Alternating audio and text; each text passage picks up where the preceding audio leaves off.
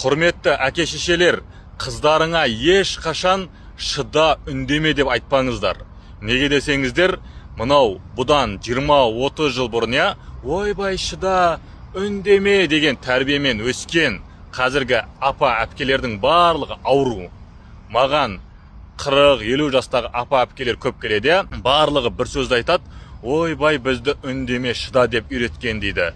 Ата-ененің қысымын көрсек те үндемей, байдың қысымын көрсек те үндемей, анау байдан келген әпкелеріміз болды дейді біреулер, оның бала шағалары бар, олар қаншама әр нәрсе айтады, оған да үндемей, ішке жұтып жүріп, маткіден кеттік дейді, ұйқы безінің жұмысы бұзылған, сақыр, қант диабетіне шалдыққан, қалқанжа безі, зоб, яғни түрлі ауруларды жинап, қазір былайынан 40 ауруды жинап алып отыр.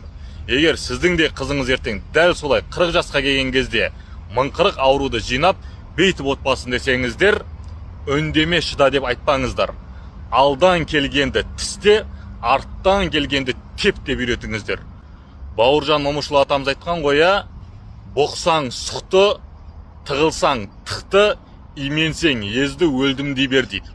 Яғни бейті бұққан сайын естейді, қызыңа күн көрсетпейді. Барлық қызыңды мүжіп жүңгіп жереді.